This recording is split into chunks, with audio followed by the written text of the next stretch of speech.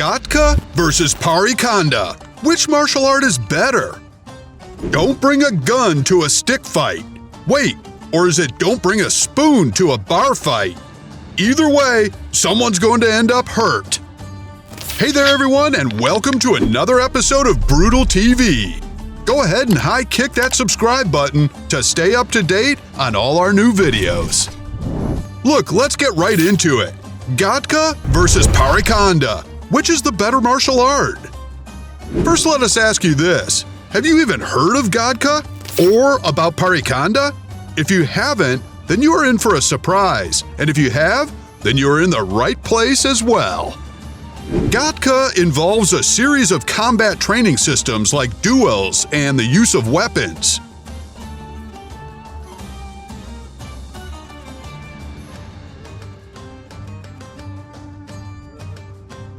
Amateurs progress from bare-handed combat to using the soti and chakras. These are wood-based weapons that allow for a relatively safer practice.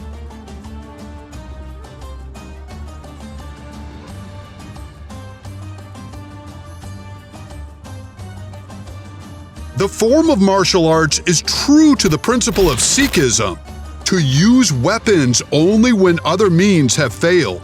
It teaches a person how to defend oneself and, above all, how to defend others. Gatka received a major boost in awareness when the Punjab government included it in the gradation list of recognized sports enlisted in the state sports policy back in 2015. Today, there are several academies in Punjab that teach Gatka, and some of them are also offering a proper diploma degree.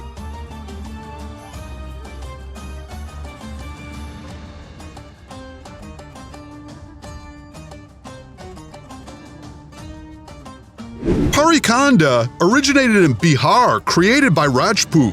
Pari means shield, while khanda refers to sword.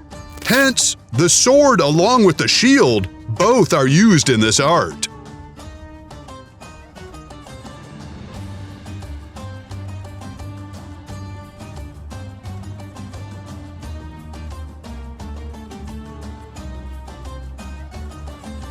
It involves fighting using a sword and shield. The unique techniques and steps are used in Chow dance of Bihar.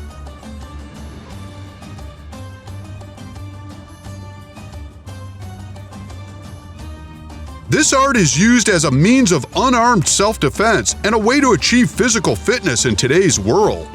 It is also used in traditional rituals and ceremonies. It includes mock fights, armed and unarmed combat, and physical exercises. An important aspect is the style of fighting and is not accompanied by any drumming or song. Its essential key is footwork, which includes kicks, strikes, and weapon-based practice.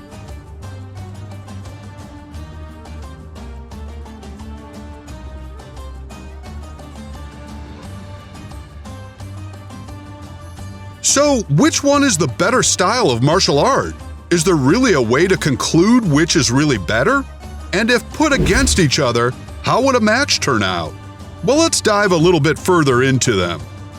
When people are practicing these styles, the idea of life and death isn't really there. These are sports that take a student and teaches them so many useful skills that they can utilize in the real world. Both have focus on overall health and a large fixation on meditation and the art of defense. If both of these martial arts were to be put together in a duel, the outcome might be quite surprising. Not because one would be better than the other, but it will be determined by the amount of skill the fighters have. In this type of situation, you could look at it like a coin toss. The odds are fairly even considering the styles that these two fall within.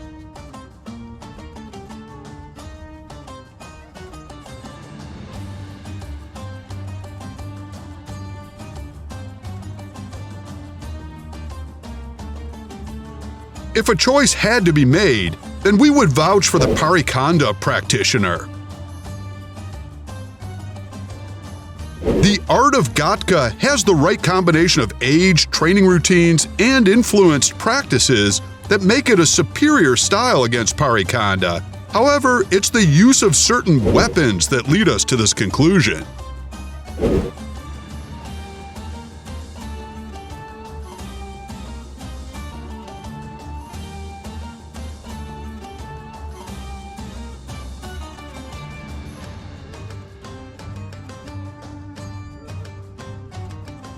Parikhanda has a slight advantage, though it's practiced with a shield.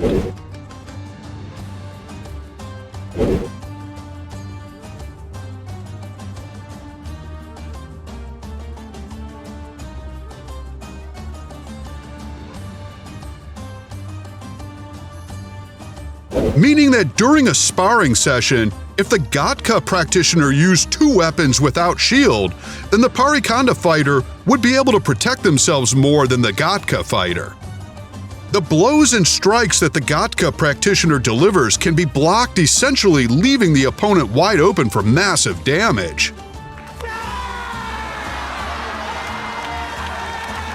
Let's not forget that shields can also be used as weapons during a fight.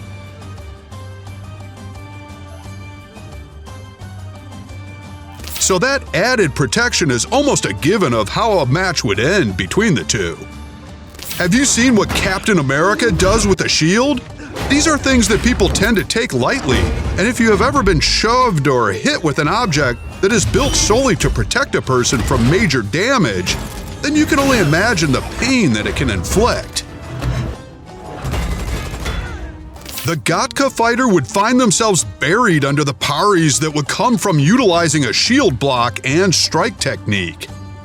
Now granted, if this was done with wooden weapons, it wouldn't have the intense dangers attached.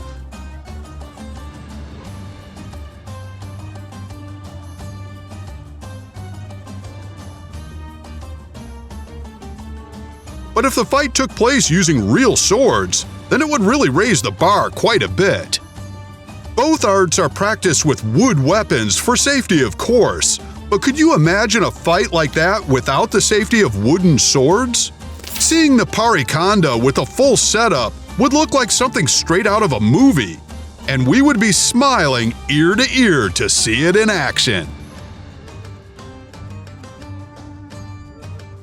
Matching these two fighting styles up was quite a challenge, so let us know in the comments who you believe would be the victor if these two martial arts were matched together.